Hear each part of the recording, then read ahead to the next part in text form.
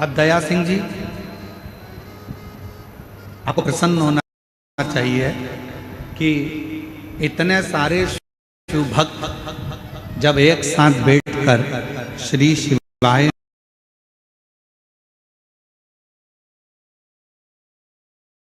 नमस्तुभ्यम का जप करेंगे तो शिव पुराण की कथा जब इतना बड़ा वायव्य सहित वर्णन करती है कि इन सब के खाते का मंत्र बोलने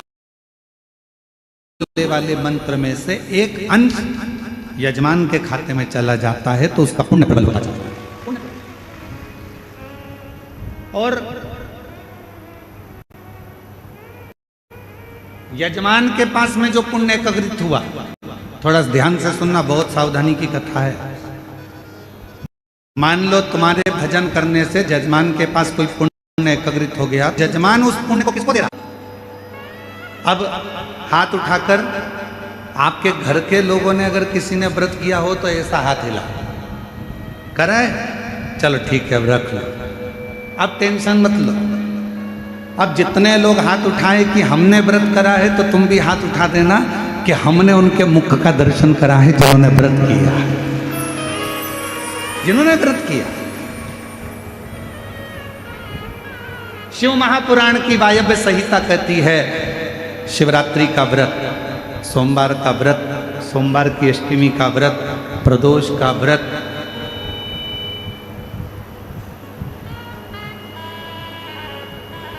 भगवान के जितने शिव जी के व्रत होते हैं, इन व्रत को करने वाले का यदि केवल मुख का दर्शन करा जाए, केवल चेहरे का भी दर्शन करा जाए तो उसका फल है, उसका फल।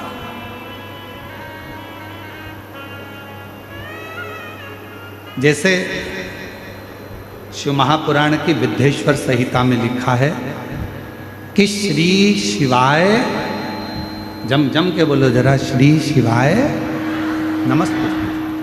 शिव महापुराण की विद्येश्वर संहिता में लिखा है कि श्री शिवाय नमस्तुभ्यम बोलने वाले के मात्र मुख का दर्शन कर लीजिए, सारे पाप समाप्त हो जाते हैं और अश्वमेध यज्ञ का पुण्य फल, सोम यज्ञ का पुण्य फल खाते में हमारे आ जाता है।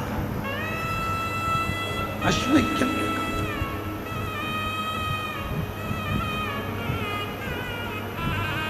केवल मुख का दर्शन करना, केवल मुख का दर्शन। सब एक साथ में बोले, बड़े प्रेम से बोले, श्री शिवाय नमस्तुभ्यम, श्री शिवाय नमस्तुभ्यम, श्री शिवाय नमस्तुभ्यम, श्री शिवाय नमस्तुभ्यम, श्री शिवाय नमस्तुभ्यम, श्री शिवाय नमस्तुभ्यम। अब आप लोगों ने इतनी बार श्री शिवाय नमस्तुभ्यम बोला, टीवी पर कथा सुनने वालों ने बोला, आस्था चैनल पर कथा श्रवण करने वालों ने बोला, फेसबुक यूट्यूब पर कथा श्रवण करने वालों ने बोला, अपने मुख से तुमने उच्चारण करा।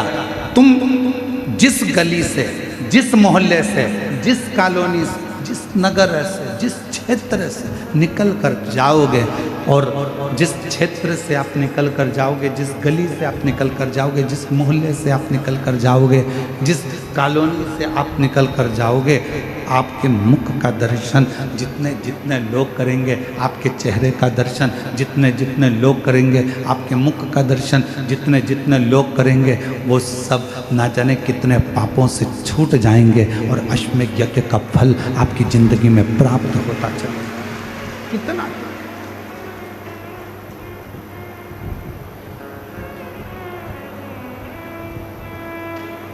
किन किन के दरवाजे के ऊपर लिखा है श्री शिवाय नमस्तुभ्यम? हाथ उठाओ जरा, लिखा है सबके यहाँ, रखो। अब पहले की कथा का स्मरण करें जो हमने बोला था। श्री शिवाय नमस्तुभ्यम दरवाजे पर लिखा है, कोई आया तुम्हारे दरवाजे पर, बेल बजाई, उसने पढ़ा श्री शिवाय नमस्तुभ्यम, आपने दरवाजा खोला, उसने पढ़ लिया, उसने पड़ा, आपने दरवाजा खोला, उसके मुख का दर्शन करोगे तो भी तुम्हारा कल्याण है, और तुम्हारे चेहरे का दर्शन वो करेगा तो उसका भी कल्याण है।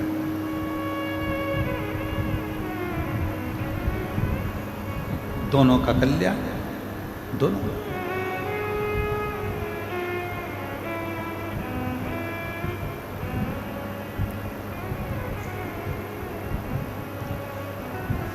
और शिव नाम बोल थारो काई बिगड़े, शिव नाम बोल थारो काई बिगड़े, शिव नाम बोल थारो काई बिगड़े, शिव नाम बोल थारो काई बिगड़े, शिव नाम बोल थारो काई बिगड़े, शिव नाम बोल थारो काई बिगड़े। काई बिगड़े रे थारो काई बिगड़े, काई बिगड़े रे थारो काई बिगड़े, काई बिगड़े रे थारो काई बिगड़े, काई बिगड़े रे थारो काई बिगड़े, शिव नाम बोल थारो काई बिगड़े, शिव नाम बोल थारो काई बिगड़े, शिव नाम बोल थारो काई बिगड़े, शिव नाम बोल थारो काई बिगड़े। शिव नाम बड़ा अनमोल है, ये भगवान शंकर का नाम इतना अनमोल है, जो जपता है उसका कल्याण, जो जपे वो मुक्त।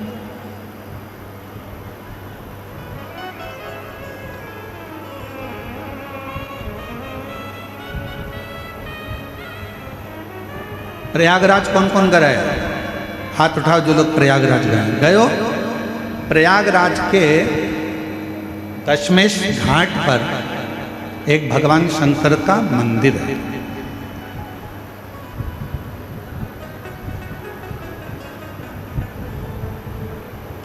प्रयागराज के दशमेश घाट पर एक भगवान शिव जी का मंदिर है जिसका नाम ब्रह्मेश्वर महादेव।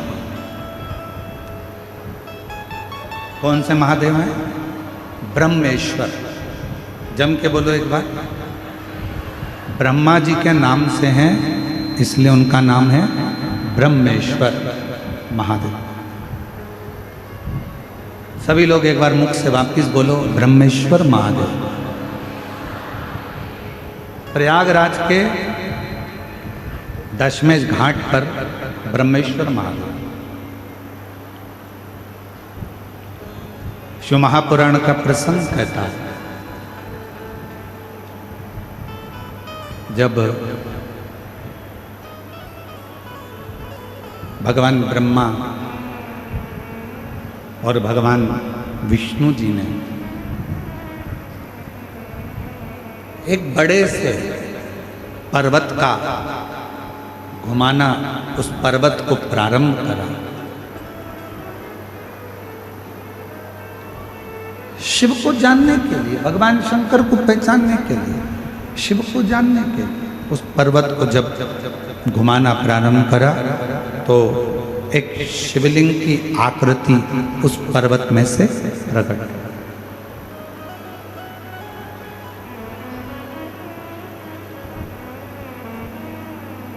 अब ये कथा आप लोग सब सुने हुए हैं, सुनी है ना? शिवलिंग की आकृति प्रकट हुई, भगवान ब्रह्मा और भगवान विष्णु में आपस में चर्चा हुई कि भगवान नारायण चरण देखने के लिए गए और भगवान ब्रह्मा जी उनका शीश देखने के लिए गए।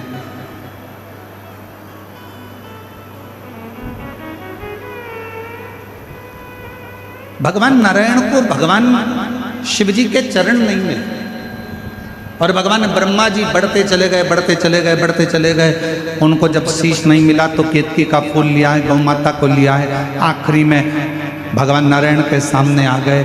भगवान नारायण ने सत्य कह दिया, इसलिए भगवान विष्णु का नाम सत्य नारायण हो गया।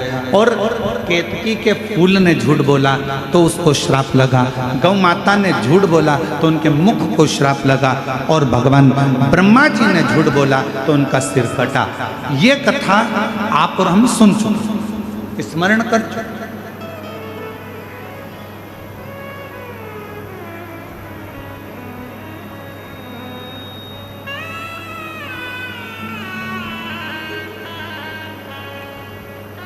ब्रह्मा जी का सिर कटा हुआ, लुढ़कता गया, कर्मनाशा नदी उत्पन्न हो गई। और भगवान विष्णु के कहने पर भगवान शंकर जी ने भगवान ब्रह्मा जी के कटे हुए शीश को बड़का पेड़ बना दिया, तो शिव जी का नाम वहां पर बटकेश्वर महादेव।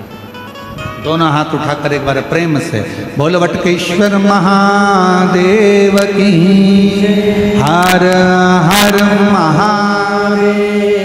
शिव जी का नाम वहां पर बटकेश्वर महादेव पड़ गया।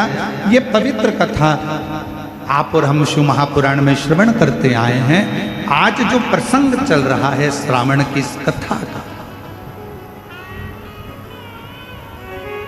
अब ब्रह्मा जी का सिर कट गया, ब्रह्मा जी का सिर काटा, और ब्रह्मा जी का जब सिर कट गया, ब्रह्मा जी के जितने मुख बचे, ब्रह्मा जी उन मुखों को लेकर ब्रह्मलोक में जाकर बैठ गए। बहुत चुप, स्तुप्त, मौन। ब्रह्माणी जी उनसे बात करती तो ब्रह्माणी जी से भी बात नहीं करती।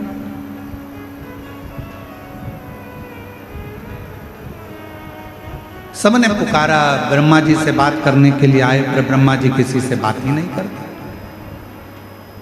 एकदम ब्रह्मा जी मौन है, चुप है, स्तुप्त है।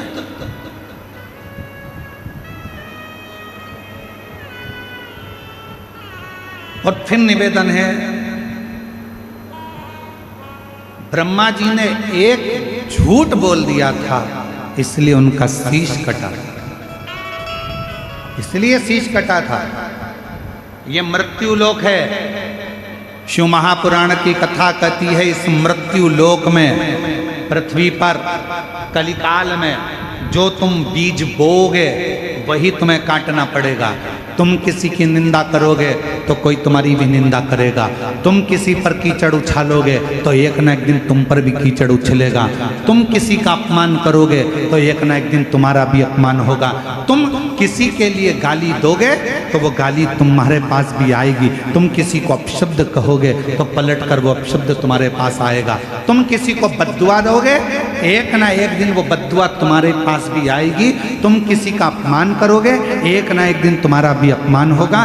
तुम किसी पर कीचड़ उछालोगे, एक ना एक दिन वो कीचड़ तुम्हारे ऊपर भी आएगा। और शिव महापुराण की कथा कहती है, भगवान शंकर सब कुछ माफ कर सकते हैं, पर शंकर भगवान अपने भक्त पर अगर उंगली उठे, अपने भक्त पर अगर कोई लांछन लगाए तो भगवान शंकर कभी माफ नहीं करते। उसका फल भगवान शंकर उसका तो भाव लेकर ही रहते हैं।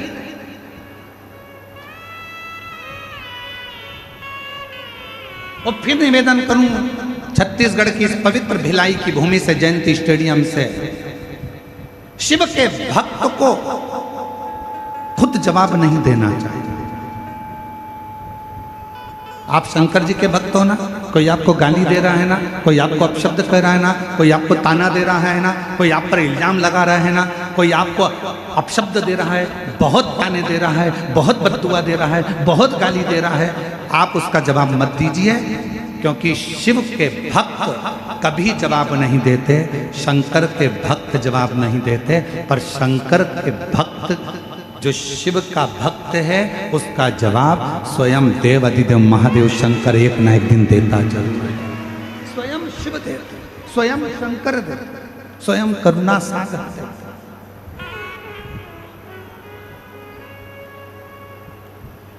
बमोल का पेड़ लगाओगे तो आम नहीं आएगा, आम का पेड़ लगाओगे तो आम आएगा। अच्छा बोलोगे तो एक दिन वो अच्छाई तुम्हारे सामने आएगी। तुम अगर दूसरे को अपशब्द कहोगे तो तुम्हारे ऊपर भी एक दिन अपशब्दों का पहाड़ टूट पड़ेगा।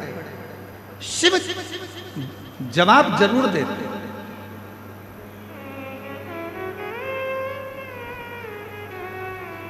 मेरी जीजियां बैठी हैं, आप लोगों से एक निवेदन करूं, सही उत्तर देना। तुम्हारी घर में लड़ाई हो जाती है, प्रत्येक पत्नी क्या इच्छा लगती है अपने पति से कि जब मेरी लड़ाई हो तो कम से कम तुम मेरा साथ तो दो। बोलो सही है कि गलत है? अरे जम के तो बोलो, सही है ना? लड़ाई पत्नी की हुई है, विवाद पत्नी का हुआ है, और आशा पत्नी लगा कर बैठी है कि मेरी लड़ाई हुई है, मेरा झगड़ा हुआ है, तो मेरी लड़ाई में कम से कम तुम तो जवाब दो। बस उसी तरह शिव का जो भक्त होता है वो इंतजार करता है कि मैं जवाब नहीं दूंगा, जवाब देगा मेरा काल अधिपति महाकाल, और जब वो जवाब देगा तो हिला हिला देगा। इसलिए जवाब का इंतजार उसका, जवाब का इंतजार उसका।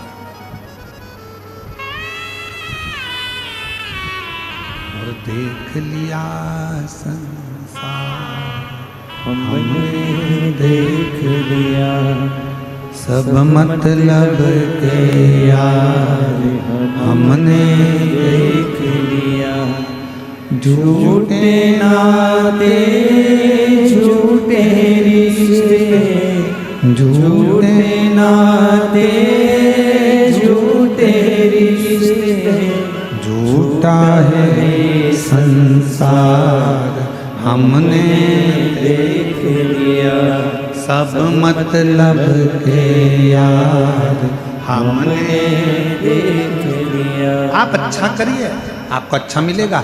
एक लड़के ने अपनी माता से कहा, माँ मैं अगर 12वीं पास कर लूँगा तो क्या मैं डॉक्टर बन जाऊँगा? क्या मैं MBBS करने के लिए तत्पर रहूँगा?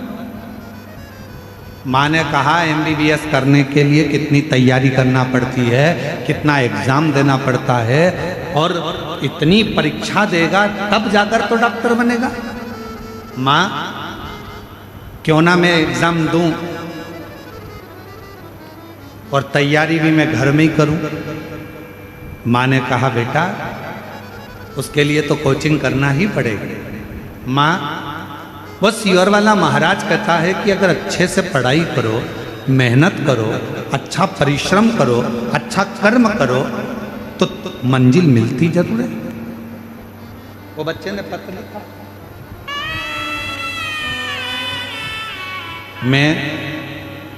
मेरा नाम रिंकू देवी है, पति रत्नेश कुमार साहू है।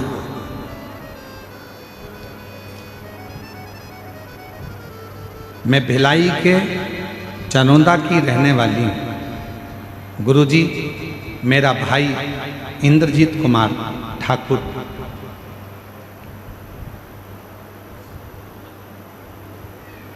जो अपनी माँ से कहता है माँ,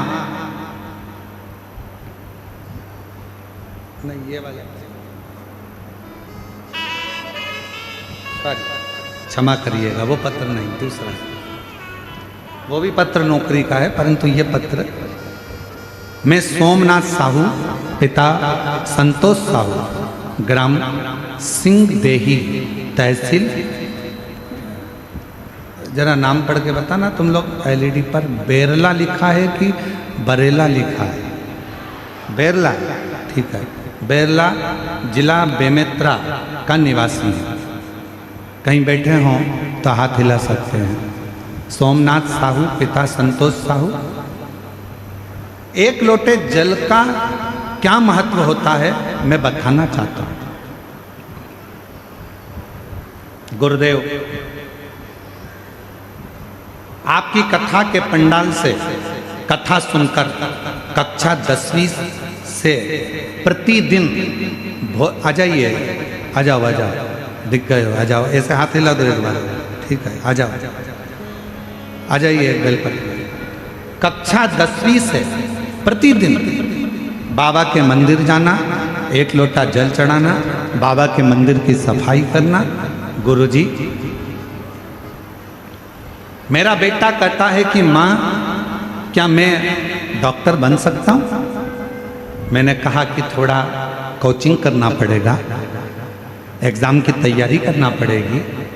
पर मेरा बेटा कहता है माँ मैं सियोर वाला महाराज की कथा सुनता हूँ, प्रदीप मिश्रा जी की, वो हमेशा कहते हैं कि अपनी मेहनत अपने को करो, अपने को छींक आई है, छींकना अपने को पड़ेगा, अपने को खांसी आई है, खांसना अपने को पड़ेगा, तो पढ़ाई भी अपने को करना पड़ेगा। मेरे बेटे ने 10वीं की पढ़ाई करी, 11वीं की पढ़ाई करी, 12वीं का एग्ज़ाम दिया।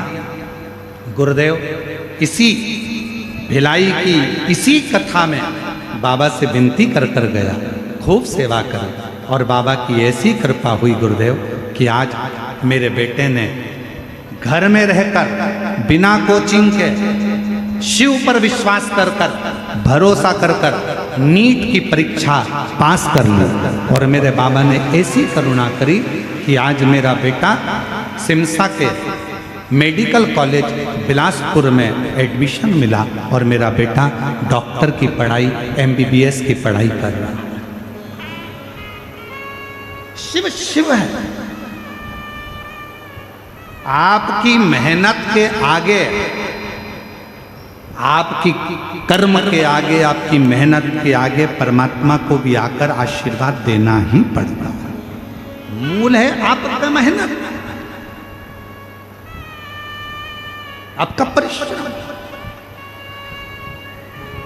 उस बच्चे ने लिखा है कि माता जी ने लिखा है, मेरा बेटा रोज मंदिर जाता, रोज जल चढ़ाता, रोज शिव जी के मंदिर जाता है, रोज जल चलाता है, शंकर जी के मंदिर में सफाई करता है, भोलेनाथ जी का, पशुपतिनाथ का व्रत किया, यहीं भिलाई में बैठकर शिव महापुराण की कथा सुनी, और आज मेरा बेटा डॉक्टरी की पढ़ाई कर रहा है। आज मेरा बेटा डॉक्टर।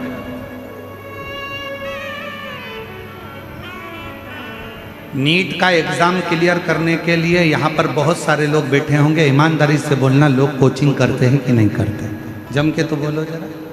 कितना कितना मेहनत करते हैं, एक बार नहीं निकला, दूसरी बार नहीं निकला, तीसरी बार नहीं निकला, चौथी बार इंतजार करते हैं, मेहनत करते हैं, परिश्रम करते हैं कि मैं पास होऊंगा, मैं उत्तीर्ण होऊंगा और मैं डॉक्टर बनूंगा। पर वो बेटा 10वीं से, उसने लिखा है 10वीं से प्रतिदिन, जरा आप लाइन पढ़ेंगे ना तो आप देखेंगे, उस पर देखिए LED पर, 10वीं से प्रतिदिन भोलेनाथ को 1 लोटा जल चढ़ा रहा हूँ। ये शिव की कृपा और बाबा की कृपा से आज डॉक्टर की पढ़ाई कर रहा हूँ। ये एक पत्र और है।